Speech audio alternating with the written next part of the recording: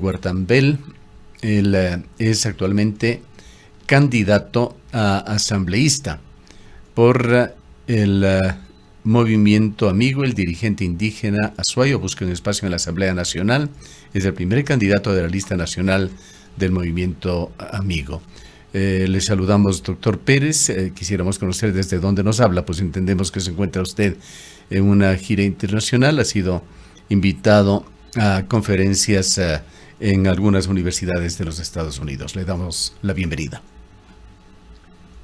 Buenas noches, gracias ingeniero Gustavo Cardoso y a la audiencia de Antena 1. Gracias por la sintonía. En efecto, me encuentro este rato terminando una conferencia que ofrecí en la Universidad de Pensilvania, acá en el estado de Filadelfia. Varias carreras, tanto de Derecho como de Ciencias Políticas, organizaron este evento para hablar de ecología política, de la participación política desde las cosmovisiones indígenas. Y estaremos acá este fin de semana también, y el día lunes en la Universidad de Yale, el día martes en la Universidad de Cornell y el día jueves en la Universidad de Harvard, que nos han invitado acá en Pensilvania. Es un lugar muy emblemático porque acá en esta universidad estudió e investigó Noam Chomsky, una de las personas que ha incidido mucho en la política internacional en temas de lingüística, de sociología, de filosofía también. Y en esta misma universidad estudió Elon Musk, que es uno de los conocidos a nivel mundial, así como también el octavo presidente Harrison de Estados Unidos. Y bueno, de acá han salido 36 premios Nobel, 4 profesores aún que viven, que recibieron también el premio Nobel acá en esta universidad, que es una de las top a nivel mundial, y tuvieron la gentileza de invitarnos para tener un diálogo epistémico con el sur global y las políticas de la geopolítica mundial. Es un evento que se concentra en Pensilvania, según usted nos dice, o cada una de estas universidades, la Universidad de Pensilvania, la Universidad de Yale, la Universidad de Cornell y de Harvard, le han invitado a usted a una conferencia en cada una de sus sedes. En cada una de sus sedes. Hoy fue la conferencia en Pensilvania, en esta universidad, y me quedo hasta el día sábado por un compromiso con pueblos indígenas y otras pequeñas escuelas universitarias que vamos a tener este fin de semana acá en Filadelfia. Pero el día lunes es en la Universidad de Yale a las 5 de la tarde, mientras que en la Universidad de Cornell será el día martes, y termino el día jueves en la Universidad de Harvard. Bueno, en realidad debo viajar para el día 21, ofrecer una conferencia en la Universidad Pedagógica Nacional de Bogotá, Colombia, y luego al Congreso Internacional de Ciencia y Tecnología de Tecnologías Renovables en ese congreso que se va a realizar en Tunja, que es en Colombia, y de ahí retornar a nuestra yacta, a nuestra universidad, a nuestra tierra. ¿Cómo se ha configurado, doctor Pérez, en forma coincidente, conjunta, el interés de estas universidades, que son además grandes nombres en universidades? Pensilvania, Yale, Cornell, Harvard, se encuentran entre las mejores universidades del mundo. ¿Hay alguna corriente de investigación social, política sobre Ecuador como un eje transversal en esta acción de las universidades, o son eventos separados que no tienen ninguna conexión? Estas universidades, las 4 que hemos mencionado, junto a la Universidad de Princeton, de Stanford y la Universidad del Instituto Tecnológico de Massachusetts, son las top del mundo y particularmente de Norteamérica, que forman el ID, es decir, la liga de universidades más rigurosas, y forman parte de este grupo, de esta liga, de esta alianza. Y algo que les une también es el tema del cuidado del ambiente, de la ecología política, y algo que les ha llamado la atención para que nos invite es el activismo ecológico, pero también como patrocinador que llevamos a efecto recientemente el triunfo que obtuvimos contra OCP por la contaminación del río Coca en las tres provincias del norte de la Amazonía ecuatoriana, y del triunfo que tuvimos en Quimsacoche, en Río Blanco, en el río Collay, y otros casos que incluso de criminalización que están dándose en la provincia de Bolívar, de Los Ríos y otros.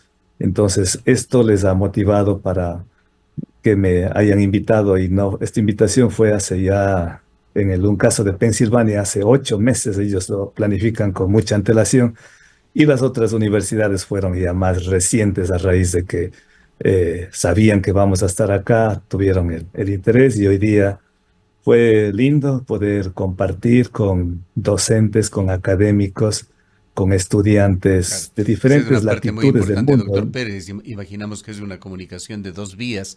Le vamos a preguntar cómo ven a Ecuador, qué le dicen a usted sobre Ecuador en esta situación tan contradictoria en la que estas universidades, sus académicos admiran de alguna manera ese trabajo medioambiental ecológico que hacen sectores de Ecuador, pero al mismo tiempo tenemos un país destruido, un país con gravísimos problemas en los cuales la minería ilegal hacen un enorme daño al Ecuador, los problemas de carácter medioambiental, ecológico, que se manifiestan también con distintos síntomas, incluyendo en esto la crisis energética de Ecuador.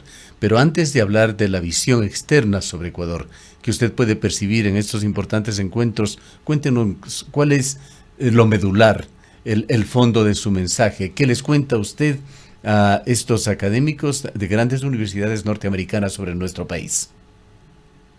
Hay una coincidencia entre las cosmovisiones ancestrales andinas panamazónicas de los cuidados, del cuidado en la vida del planeta, del cuidado, el ecofeminismo, del cuidado de los derechos de la naturaleza, que hacen las comunidades, los pueblos indígenas, que al extremo que lo han sacralizado y se ha constitucionalizado a la naturaleza como sujeto de derechos desde el 2008. Y esa coincidencia es porque la comunidad científica del mundo entero, y particularmente de estas universidades, también saben, les consta, ven, se evidencia que las comunidades tenían razón en cuidar el planeta. Y si no cuidamos, estamos ante el colapso planetario. Estamos en el punto de inflexión y de no retorno. Y por eso ven que esas prácticas originarias, milenarias, son las que son imperativas volverlos a reformular, volverlos a recuperar. Y en esos diálogos epistémicos entre Occidente y la ciencia y los saberes y la sabiduría andina de los pueblos indígenas, no solamente del mundo andino, sino también acá hay comunidades indígenas en el norte, los cheroquis, los iroqueses, los navajos y los samis que están en los países escandinavos de Europa. Y los afros hacen una sincronía, una fusión que entonces se da entre la comunidad científica y las comunidades indígenas, por un lado. Por otro lado, toda esa corriente medioambiental, de ecología política, que ven con buenos ojos también el denunciar toda la voracidad del gran capital extractivista transnacional, que no ve las fronteras de los puntos de inflexión, que es en esa sed de tener más poder, más dinero, el extractivismo minero, petrolero, maderero, los agronegocios, incluso el narcotráfico es parte del extractivismo que tanto daño están haciendo. Pero a la vez ven la ironía, eh, estamos denunciando la ironía de que nosotros, siendo un país, el Ecuador, ser pionero en el mundo de haber concedido los derechos a la naturaleza, los gobiernos de tinte de izquierda, la totalitarista, la autoritaria, y de tinte de derecha, neoliberales, hacen exactamente igual, se arrodillan ante el gran capital eh, transnacional, y no les importa desecar los ríos, no les importa envenenar las aguas, no les importa contaminar el ambiente, no les importa despojar los territorios a los pueblos indígenas, no les importa desplazar a comunidades enteras. Entonces llevamos esta denuncia, siempre también sembrando esperanzas, una semillita de esperanza, de que cuando las comunidades están muy organizadas, sí es factible frenar toda esa embestida, esa voracidad que tienen los gobiernos y las multinacionales. Entre paréntesis, también como presentamos recientemente una denuncia ante la CIDH por el caso Quimsacocha, el próximo viernes, aprovechando que estamos acá, vamos a presentar más pruebas, más documentos de la consulta popular de Girón, la consulta comunitaria de Victoria, el Portete y Talque, y la consulta popular de Cuenca para que sea respetada y recomiende la CIDH al Estado Nacional a que se cumpla y se respete como debe respetarse la sentencia expedida por la Corte Provincial de Justicia de la SUAY. Entonces, en esta simbiosis de lucha, de resistencias, pero también de esperanzas, es donde se ha fusionado el pensamiento, consideramos, del sur global, post-extractivista, y el pensamiento del norte, que también ve con buenos ojos todas estas acciones locales que tienen impactos globales. Ese es su mensaje. En la parte final ha dicho también esa visión compartida desde los Estados Unidos por estos sectores académicos. ¿Qué le dicen ellos? ¿Cómo ven este país de tan gigantes contradicciones que es Ecuador, hoy inmerso en una de las peores crisis de energía de su historia, posiblemente la peor? Sí, en cambio ellos tienen una lectura que no logran entender cómo es que, teniendo el Ecuador una constitución verde, una constitución que da derechos a la naturaleza, que da derechos colectivos a los pueblos indígenas, que concede el derecho humano al agua, una constitución verde pionera en el mundo, sigue explotando el Yasuní, sigue con la mega minería, sigue despojando territorios y sigue ahora con el extractivismo del narcotráfico y la crisis energética que ellos no lo conocían, pero que ya van dándose cuenta, dicen, pero es el único país. ¿Cómo es que al norte del Ecuador, Colombia, ni siquiera Venezuela tiene apagones? Al sur del Ecuador, Perú, ni Chile, peor Argentina y Brasil, no tienen apagones. Y ustedes tienen apagones. Si ustedes cuidan el agua, cuidan la naturaleza. ¿Cómo interpretan sus contrapartes, los contertulios, ese sainete que se hace aquí en Ecuador de las consultas populares, refiriéndonos a esos temas sobre los cuales estamos conversando, Yasuní y consultas sobre el agua? Lo miran con ironía, con mucha pues risotada, ver que un país está marcado por sus gobiernos llenos de incoherencias, que vienen acá con discursos, decía, vienen acá al Ecuador, a Estados Unidos, vienen con discursos medioambientales, que quieren proteger la Amazonía, que quieren proteger Galápagos, que dicen que están buscando mejorar las condiciones de vida para sus gobernados, y saber que hacen exactamente lo contrario. Entonces ahí ellos ridiculizan prácticamente a un gobierno que tiene el doble discurso, que venía con estos mensajes de protección del ambiente, pero que hacen exactamente lo contrario, porque acá venía el presidente Noboa a buscar inversionistas, pero siempre decía que era para cuidar la naturaleza, el agua, el medio ambiente, pero está haciendo exactamente lo contrario, y no se daban cuenta y ni siquiera pensaban que la crisis del agua está llegando a esa magnitud. Incluso hablaban desde el gobierno pasado del señor Lasso, que hablaba de la transición ecológica, pero que de transición ecológica no tiene absolutamente nada. Entonces las incoherencias que existen, y decían, bueno, estos gobiernos, ¿a quién creemos? Gobiernos de izquierda, de Correa, de Morales, de Kirchner, tenían un discurso progresista. Estos gobiernos de derecha igual. Entonces, ¿a quién creemos? Entonces decimos que una cosa es el mensaje, es el discurso, la propaganda del Estado, del gobierno, pero otra cosa es la realidad. Y la realidad es que no se respetan las consultas, no se respetan las sentencias, no se respeta la opinión de todo un pueblo que se pronunció a favor de que se cierre de una vez por todas el Yasuní, la explotación del Yasuní, y que se respete la decisión de los cuencanos y la decisión del pueblo de Quito en el Chocó andino que no haya más extractivismo. Entonces, ahí es la ironía de no entender el discurso de un gobierno que debe ser el que lleve el mensaje de la voluntad popular, pero que a la vez le importa un comino con tal de extraer los pocos recursos que nos quedan a los ecuatorianos. Yo quisiera hacerle otra pregunta, creo que un tanto compleja, que no sé si le hacen a usted dentro de estas situaciones difíciles de entender que se dan en Ecuador. El brazo político del movimiento indígena es Pachacutic, movimiento que le ha apoyado a usted en buena parte de su vida, del cual usted se separó cuando llegó prácticamente a la cúspide con ese movimiento, y luego de eso Pachacutic ha entrado en una gravísima crisis, no pudo tener asambleístas en las últimas elecciones, nuevamente se encuentra en la picota. Pachacutic construye, avanza y democracia sí, se han quedado por el momento por lo menos sin listas de precandidatos a la Asamblea Nacional.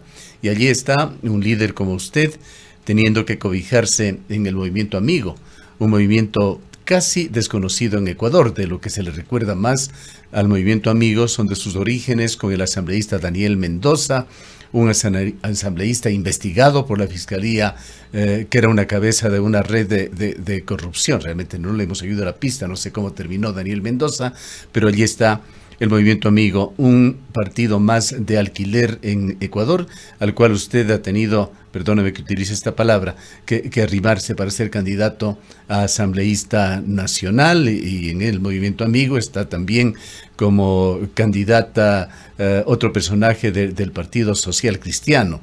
¿Cómo se explican estos temas, doctor Pérez? ¿No le causa nostalgia a usted ver esta situación de división en el movimiento indígena ecuatoriano, que no puede llegar a tener cohesión, más allá de tener organizaciones que aún mantienen un poder ganado a fuerza de pulso por todas estas acciones que se dieron en forma muy efectiva y que fueron muy incisivas en Ecuador desde los años 80 aproximadamente? Sí, me han hecho preguntas el día de hoy sobre el tema que usted me aborda y lo hace de manera sincera, ¿no? Eh, el tema es complejo. A mí me entristece ver a un movimiento indígena fracturado, con líderes históricos que se encuentran excluidos. Yo he tenido la oportunidad de conversar con muchos de los dirigentes históricos y que ven con mucha tristeza lo que pasa, un acercamiento cada vez más cercano al correísmo, y eso hace que sean desplazados por ese odio zoológico del correísmo hacia dirigentes históricos como Luis Macas, como Delfín Tenesaca, como Salvador Quispe y otros más que están prácticamente excluidos, y también sus bases. Entonces, si bien yo voy a decir lo que me han dicho, eh, es decir, me dan la razón de no haber estado ahí, pero a la vez también me cuestionan de por qué no me quedé para desde dentro seguir peleando con el movimiento indígena y no salirse. Entonces, era un tema muy complejo, porque recordemos que en el 2021 llegamos con 28 asambleístas, y de los 28 asambleístas, solo Bruno Segovia se quedó con nosotros. Todos pactaron con el presidente Lasso, con quien nos hizo el fraude electoral. Y pese a haber insistido, advertido que no hagamos alianza con el Ejecutivo, con Lasso, quien no solamente porque nos hizo el fraude, además del fraude electoral no fue a Yacu Pérez, fue a todo un sector que miraba con esperanza ascender a la primera magistratura y cambiar la realidad del país, sino que a más de ese fraude sabían con quién se metía, porque el banquero no iba a cambiar su forma de pensar, porque el gato ha nacido para cazar ratones. El banquero no iba, porque hacía alianza con Pachacutic, a cambiar su discurso y peor su accionar. Y pese a haber insistido, se fueron, y eso es el detonante por la que tuve que retirarme después de haber militado Pero 26 no, años. no fue de alguna Entonces, manera desde el punto de vista político, un triunfo de Lasso, el haber desmembrado de esa manera al movimiento indígena.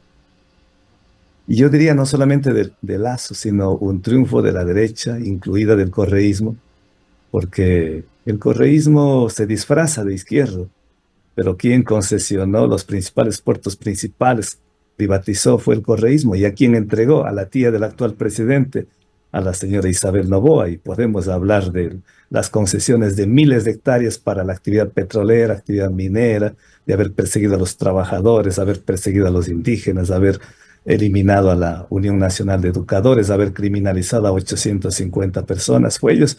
Entonces fue una alianza en realidad entre Lasso, Correa, la derecha, para debilitar a un movimiento que veían como una amenaza, porque Pachacuti, el movimiento indígena, estaba llegando a la cúspide y estaba llegando con toda la fuerza y la legitimidad, y vaya que consiguieron su objetivo, dividir y reinarás, Hay mucha fracturar. tela que cortar y mucho que hablar sobre esto, doctor Pérez, pero lamentablemente, particularmente en este espacio nocturno, el tiempo es muy, muy corto. Tenemos que saltarnos una serie de capítulos que seguramente usted nos hablaría y sería muy interesante que la gente lo conozca, pero no tenemos el tiempo. Cuéntenos, sin embargo, sobre su nueva coyuntura. ¿Qué clase de comunión política, qué coincidencias en este tema de las cosmovisiones tiene usted con Juan Iván Cueva Vivanco, el candidato a la presidencia de la República por el movimiento Amigo o por la social cristiana Cristina Reyes, quien entiendo es la candidata a la vicepresidencia? El tema de los derechos. Cristina Reyes es pro derechos. Juan Iván Cueva es un ingeniero que se ha especializado en energías renovables, y eso es la ecología, la defensa de la naturaleza es lo que nos ha coincidido para poder estar juntos en este proceso electoral. Cuando vimos que se trataba de personas que no tenían rabo de paja, no tenían actos de corrupción, que si bien Cristina Reyes venía de la derecha, pero es bueno evolucionar. Lo malo es involucionar. En este caso, ella ha dejado ese movimiento, ha estado trabajando con los centros violetas en todo el país, ha sido directa en sus Cristina expresiones Reyes sobre, está técnicamente desafiliada del Partido Social Cristiano, rotos los desde hace nexos. ya algunos años ha dejado el Partido Social Cristiano y ha estado muy cercana, incluso con los pueblos indígenas. Ella es compañera de la esposa de Marlon Santi en el Parlamento andino, y ahí han hecho muchos trabajos de base en las comunidades indígenas y también con los centros violeta. Los centros violeta es la defensa de los derechos de las mujeres ante los maltratos, ante Bien, todo el y sistema vayamos patriarcal. con un mensaje final, doctor Pérez, perdone la premura. Realmente el tiempo es un problema en este horario en particular. Quisiéramos preguntarle cuál es su propósito de llegar a la Asamblea Nacional. ¿Qué es lo que con mayor énfasis y sinceridad quisiera usted hacer por el pueblo ecuatoriano, por los potenciales votantes, si llega efectivamente al Parlamento? Varias, pero una de las primeras en prioridad es el tema ecológico. Defender que las fuentes de agua no sean contaminadas, depredadas, desecadas a través de una reforma a la ley de aguas, una reforma al Código Orgánico del Ambiente. Y mi aspiración, mi sueño es que el Código Orgánico Integral Penal tipifique y sancione el ecocidio. Y a nivel mundial, con muchos abogados, académicos, ideólogos, hemos conversado, discutido, que la Corte Penal Internacional tipifique y sancione como el quinto crimen internacional. Pero para eso exigir es necesario comenzar en casa. Y quisiéramos que en el Ecuador las grandes contaminaciones que han sido constantes, como el caso del Chevron Texaco y otras, las fumigaciones con glifosato y otras, deben ser tipificados y sancionados como ecocidio. Creo que la Declaratoria de Derechos de la Naturaleza está muy bien, pero no debe quedar solamente en declaraciones. Hay que sancionar. No es que nosotros somos punitivos, es más, yo de alguna manera soy un tanto abolitivo, pero como acción, como medida de prevención para evitar que, por ejemplo, el cambio climático, que nos está llevando a la pérdida de la biodiversidad biológica, a la contaminación, a la depredación y sobre todo al calentamiento global para frenar, para hacer resiliencia, para hacer adaptación, es necesario tipificar el ecocidio, entre otros, pero claro, hay otros, el libre ingreso a las universidades, el trabajo que hay que hacer en beneficio de los jóvenes para que puedan tener las prácticas preprofesionales sean pagadas y sirva de profesión, como experiencia laboral. Hay muchas actividades que se pueden hacer y levantar esa imagen del Parlamento Nacional que ha estado tan venida menos y que no se ha debatido, no ha sido aquel espacio de discusión de los grandes problemas del país y ahora mismo con los apagones que tenemos. Ahora recién se dan cuenta que de esa lucha de nuestros hermanos campesinos indígenas de hace 30 años que decíamos hay que defender el agua, ha valido la pena defender el agua. Si no queremos que haya más apagones, más cortes de agua, si no queremos que el calentamiento global nos vuelva calcinados y tostados, nos termine, hay que sembrar árboles, hay que sembrar plantas, hay que reforestar, hay que cuidar la vida en el planeta. Ahora, antes que sea demasiado tarde. Y ahí, doctor Pérez, aunque no soy quien para sugerirle a usted, pero hay temas que nos tienen muy inquietos con esto de la convergencia energética, esta transición que avance en el mundo de la energía fósil a la energía electroquímica, esta segunda que no está exento de problemas muy similares a lo de la minería metálica.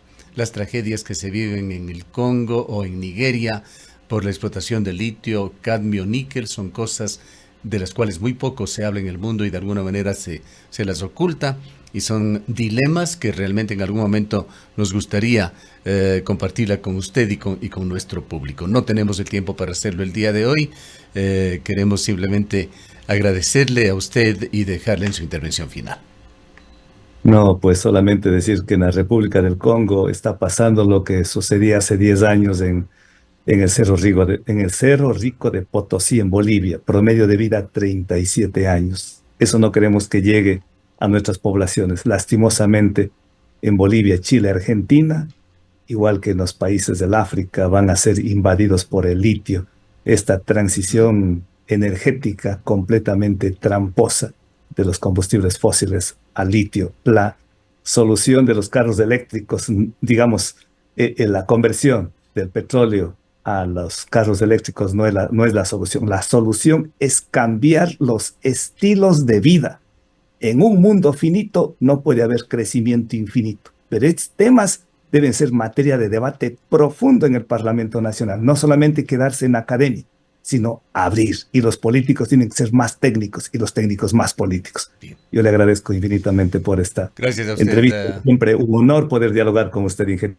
Gracias a usted, doctor Pérez. El doctor Yacu Pérez es actualmente candidato por el Movimiento Amigo a la Asamblea Nacional. Se encuentra en el marco de conferencias en las más importantes universidades de los Estados Unidos y que son también parte de las más importantes universidades del mundo. Universidades como Pennsylvania, Yale, la Universidad de Cornell en Nueva York, Harvard en Massachusetts, Princeton, Stanford, MIT, que le han abierto espacios al doctor Pérez para conferencias para hablar de Ecuador, de sus realidades y del gran conflicto medioambiental que se vive también en este país. Son las 20:10. Con esto finalizamos. Pedimos disculpas, como lo hicimos en esta mañana, a nuestros oyentes por la falta de recursos técnicos. Hemos sufrido un grave daño justamente debido a los apagones que estamos en proceso de superarlo. Esperamos ya el día de mañana estar en las condiciones